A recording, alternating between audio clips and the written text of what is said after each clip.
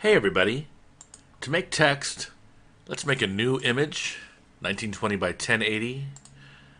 The background color is white, and that's good, that's what we want. And of course, click on the A to make some text. There's two ways to make a text box.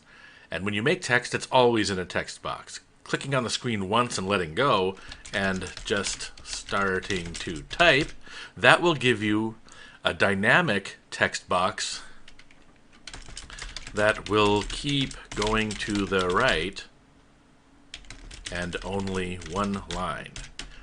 If you make a text box like this and just start to type, that will not keep going to the right. It will cause your words to wrap. Oh, can't see that. Now I have to pull this out a little bit so I can see more.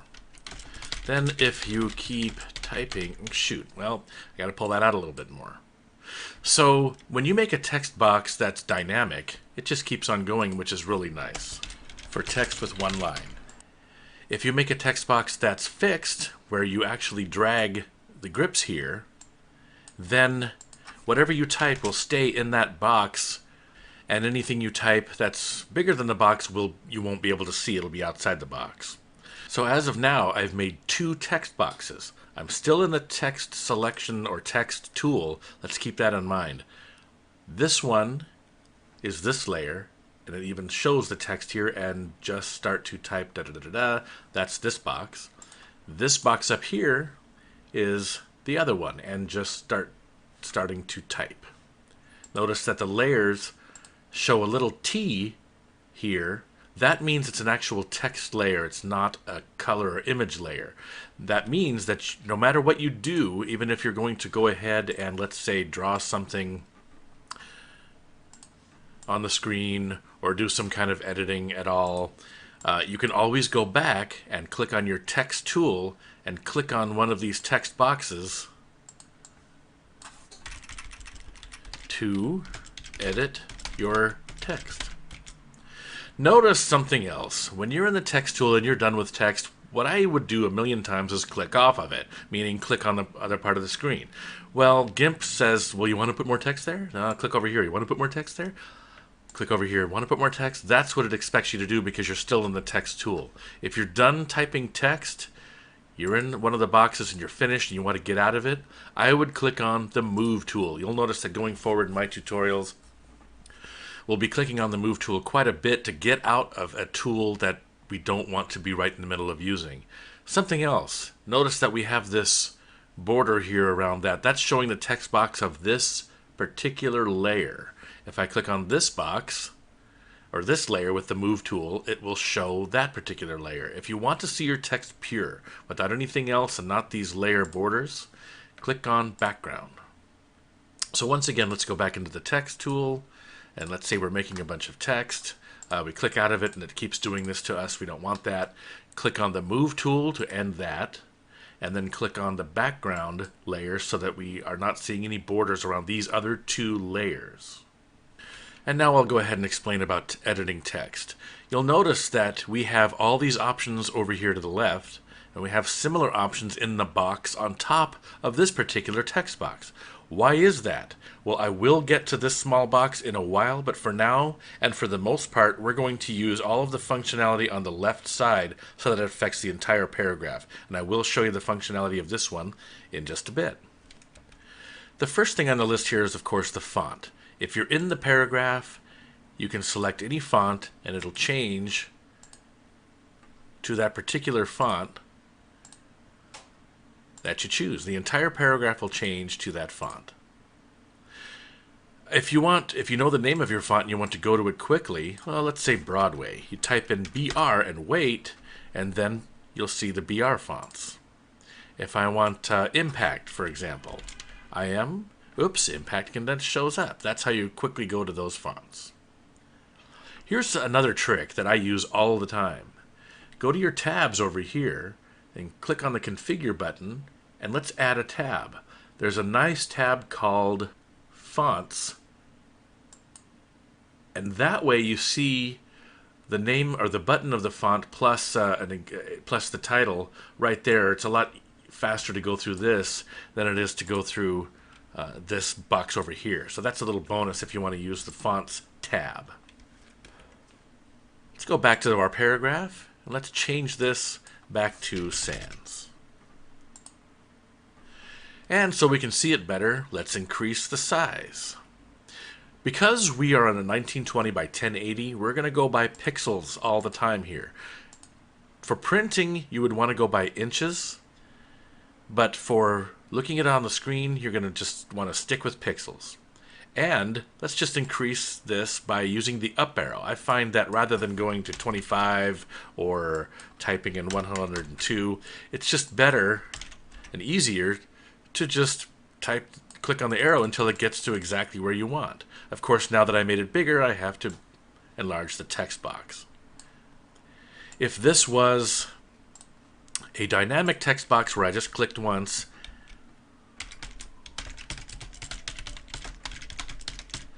and I only have just a simple one line of text, then when I click on the size, it changes the box along with it. So I find that handy when I have one line of text and I want to increase or decrease the size without having to change the size of the box to see all of the text.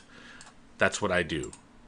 A dynamic box, one line, use the up and down arrows to change the text.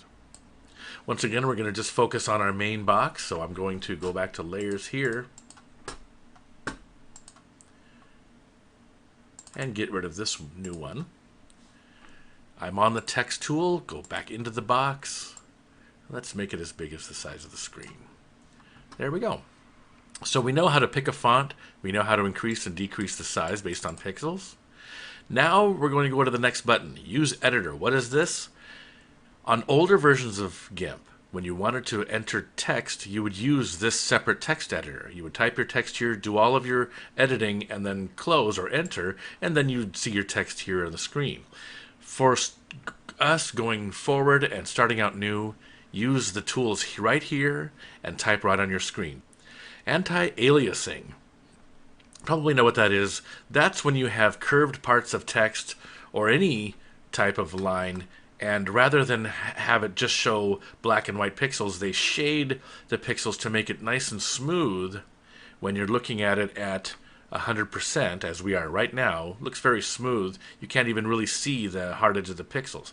If you turn that off, then you do get pure black and white, but it's just a hard edge and it looks jagged, and unless you are right at 100%, and even at 100%, it still looks jagged. So most of the time we're going to keep the anti-aliasing on. Hinting. This is very interesting. What this does is this makes it so that the shading that you see is less prominent on vertical and horizontal lines. It's more important when you're making very small text. So let's make some small text here. Small text. And of course, we're going to make it small by reducing the size. Let's zoom in on it. On these verticals, let's make it a little bit bigger. On the vertical and horizontal lines, there are shading. Well, why would you need shading if it's a flat line? Well, when you're looking at it at 100%, it looks pretty good. But when you start to zoom in, there's just a lot of shading on these vertical and horizontal lines. The hinting takes away some of that shading. Now there's a little bit less. There will always be shading on the angles and the curves, but the horizontal and vertical lines, if you increase that to medium, now it is basically gone.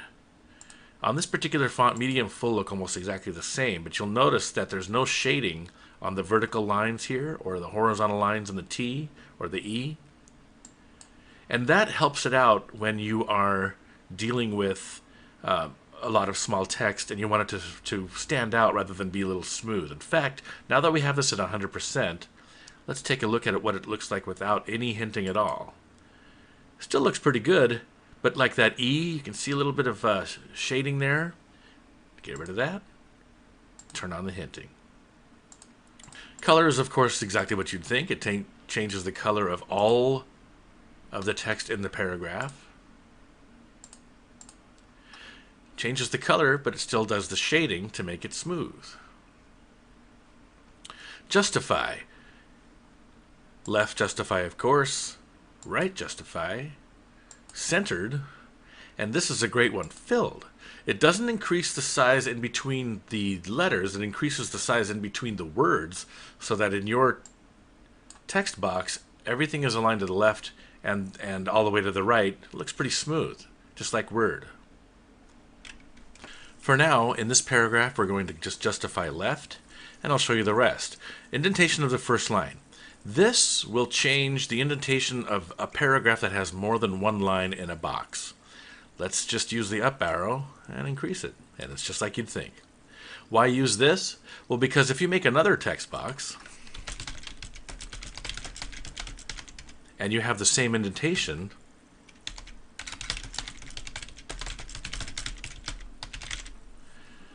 make this a fixed box, then it will appear just like the first one and match. So it's kind of nice if you are doing several paragraphs, you want them to actually be the same rather than having to use spaces in here. That's what that's for. Back to our main box here. Let's change this back to 0.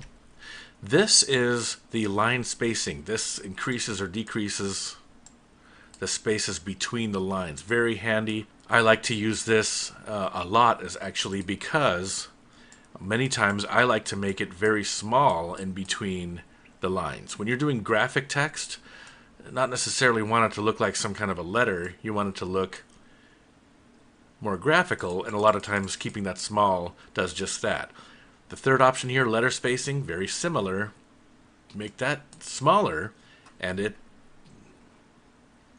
takes the letters and puts them closer together, or farther apart. So you have all these options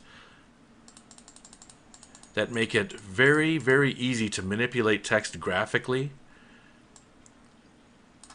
in GIMP. And now to this box up here. First of all, let's zero these out so we get it back to normal. And what this is for manipulating individual letters or words. Select something and you can change the font. Select a word and increase or decrease the size.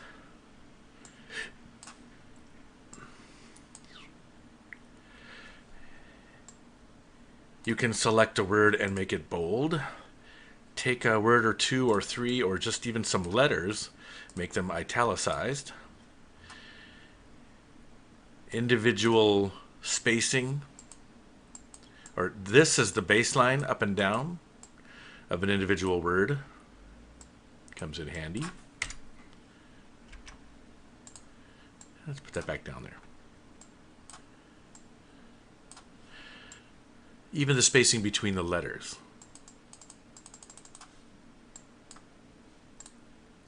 One other thing, if you accidentally hit this in the middle, it'll change it to a dynamic box. Just change this back to fixed and you're good. No, you can't take this little box and move it anywhere. If you move up here, you're actually in that top grip. If you try to click on the edge and move it, it expects you to make more text. You'll have to click back in this box to get back in the editor. Now, you might have seen other tutorials where they will just use this box for everything. The font, all this stuff. I don't like to do it that way because you have to select it first and then edit it here. Then select it all and then edit it here. If you want to edit the whole entire paragraph, you don't have to select anything. Just go over here and use your items there. As a matter of fact, even though we have some of these small and big, now that I'm in the middle of this paragraph, if I adjust the size, it relatively adjusts all of the words and letters.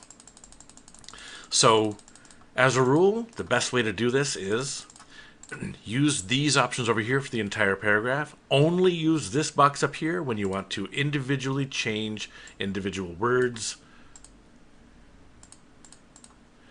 or letters. And there you go. That's how to do text in GIMP.